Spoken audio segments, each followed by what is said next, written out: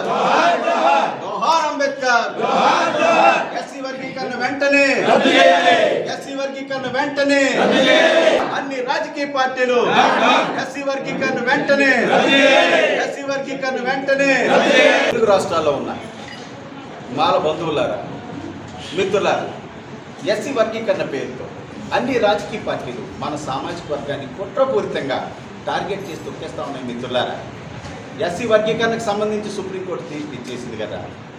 మరి అపూర్వ సహోదరులు రేవంత్ రెడ్డి, చంద్రబాబు చట్టాలు చేశారు కదా, చేయడానికి ఏమీ లేదు అని మురుసు కూర్చుంటే మిత్రులారా, వాళ్ళకి నచ్చినటువంటి చట్టాలు దొంగ రాజకీయ నాయకులు చేస్తూనే ఉంటారు. మిత్రులారా, వాళ్ళు చేసినటువంటి చట్టాలు ఏమి, they are not the inscriptions of అశోకుడి శిలాశాసనాలు కాదు, అవేమి బైబిలు, భగవద్గీత, ఖురాన్ అంతకన్నా కాదు. మిత్రులారా, మానవుడు చేసినటువంటి దొంగ చట్టాలు.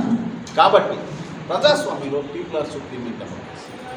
శాంతియుతంగా ప్రజాస్వామ్యయుతంగా మనం పోరాటం చేస్తే ఎవరైనా సరే తోక ముడుచుకుని పోవాల్సిందే. మిత్రులారా, మరి కేంద్ర ప్రభుత్వం సాక్షాత్తు వ్యవసాయ చట్టాల విషయంలో చేసినటువంటి విషయంలో రైతులందరూ కూడా కంటిన్యూస్గా ప్రొటెస్ట్ చేస్తే మోడీ సర్కారు ఆ యొక్క చట్టాన్ని క్యాన్సిల్ చేసుకుని పోయినటువంటి విషయం మీకు గుర్తులేదా?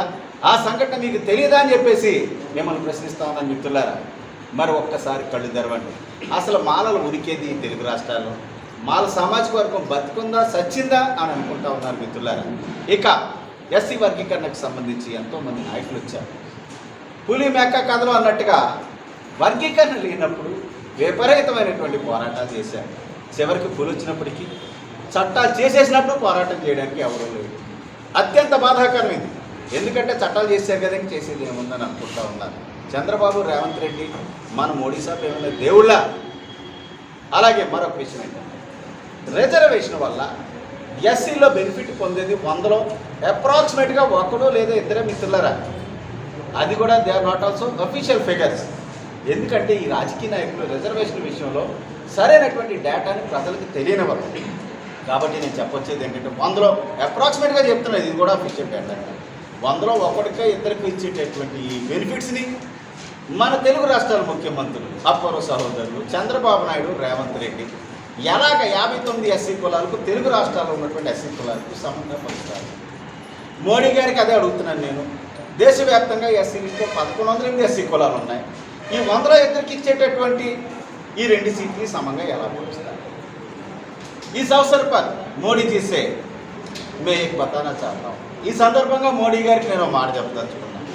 మోడీ जी, एससी लिस्ट में बाकी जातियों पर अगर आपको सच्चा दोस्ती है और प्रेम है, आरक्षण 10% और बढ़ाकर बाकी जातियों को देना चाहिए. मोदी जी, आप कर सकते तो काम करें, लेकिन दलित जातियों को विभजित ना करें. मोदी जी, మీకు చేతనైతే ఈ 100లో ఇద్దరికి ఇచ్చే సీట్లు 10 పెంచి అందరికి ఇవ్వండి, అందరికీ న్యాయం చేయండి.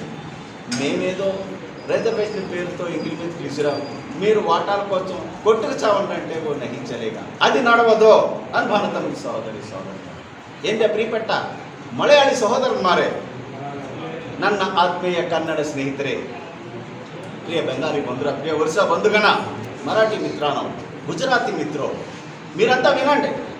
ఇది దేశవ్యాప్తంగా एससी आरक्षण वर्गीकरण भारत के इतिहास में दलित एकता पर सबसे बड़ा राष्ट्रव्यापी राजनीतिक षड्यंत्र है भाई और बहनों. इसे रद्द किया जाना है, रद्द करना है. लेकिन मित्रों, हम इस देश में हमारा अस्तित्व खोदेंगे भाई और बहनों.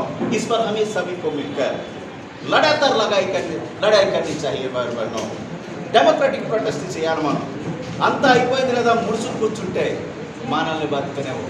ఇక దళితుల్ని, మాదిగలని, మాలలని, లేకపోతే దళిత హిందువులని, దళిత క్రైస్తవులని, మొత్తానికి దళిత జాతి ఉనికిని ఈ దేశంలో లేకుండా చేస్తూ ఉన్నారు. కాబట్టి మీరంతా కూడా ఒక్కసారి ఈ విషయంపై సీరియస్గా ఆలోచించాలని చెప్పేసి మీకు అందరికీ విజ్ఞప్తి చేస్తూ ఉన్నాను. మిత్రులారా, అసలు ఇదంతా కుట్ర. చంద్రబాబు నాయుడు, రేవంత్ రెడ్డి, మన పవన్ కళ్యాణ్, అలాగే మన జగన్మోహన్ రెడ్డి, దళితుల మేనమామ, వీళ్ళందరూ కూడా ఇది అన్యాయం అని చెప్పేసి దీంట్లో వాస్తవం ఎంత ఉందో ఇంతవరకు తెలుసుకోకుండా ఒక్కరు కూడా బ్లాంకెట్గా బ్లాంకెట్ సపోర్ట్ ఇస్తూ ఉన్నారు. మాల మహానాడు తరపున అన్ని రాజకీయ పార్టీలు కూడా శ్రద్ధాంజలి కట్టేస్తూ ఉన్నాం. రాబోయే రోజుల్లో చాలా తీవ్రంగా ఉంటుందని చెప్పేసి సందర్భంగా తెలియజేస్తూ ఉన్నాను మిత్రులారా. అలాగే పిఠాపురం నా సొంత ప్లేస్ కాబట్టి గత 30 సంవత్సరాలుగా ఏ ఉద్యమాన్ని మరి మొదలుపెట్టినప్పటికీ పిఠాపురం నుంచే మరి మొదలు పెడతా ఉన్నాం.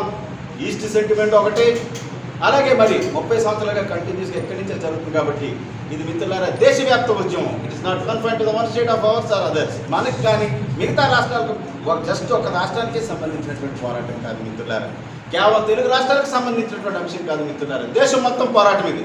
ఏదో పిఠాపురంలో చేసాం లేకపోతే కాకినాడలో చేసామంటే కుదరదు. అన్ని రాష్ట్రాల్లో కూడా పోరాటాన్ని కొనసాగించబోతున్నాం.